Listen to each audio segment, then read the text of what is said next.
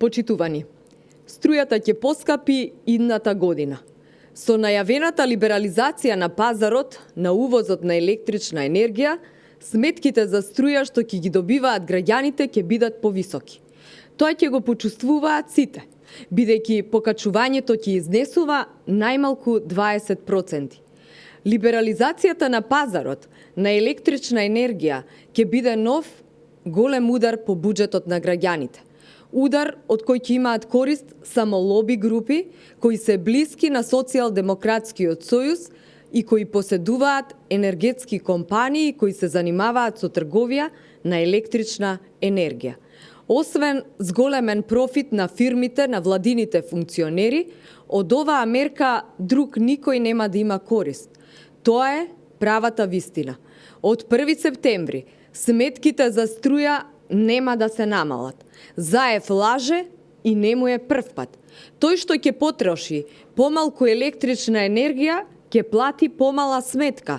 Тој што ќе потроши повеќе електрична енергија, ќе плати повисока сметка. Намалување ќе нема. Станува збор за уште една предизборна манипулација на Заев. Знае дека граѓаните нема да ги добијат сметките до избори, па се надева дека ќе добие некој глас повеќе. Потврда за манипулациите стигнаа и од Евана, кој потврди дека не е подготвена да стартува со реализација на мерката, на крај повторно ќе ја платат цената граѓаните. Со оваа непромислена авантура на Заев, граѓаните нема да добијат ништо, а државните компании кои произведуваат и дистрибуираат електрична енергија ќе бидат во загуба од повеќе милиони евра, поради зголемени трошоци од воведување на дневната ефтина тарифа. Таа е математиката.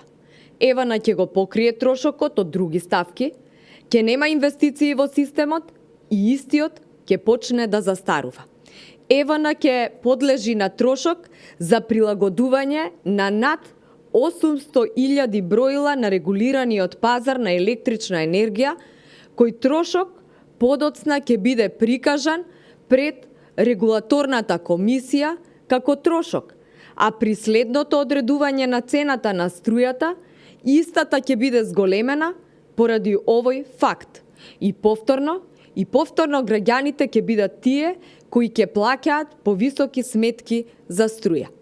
Доколку Социјалдемократскиот сојуз вистински се грижеше за стандардот и вистински се грижеше за животните потреби на граѓаните, ќе ги зголемеше за 5% платите на администрацијата, ќе ги зголемеше за 5% пензиите на 300.000 пензионери и ќе ги зголемеше платите на докторите на 100.000 денари плата.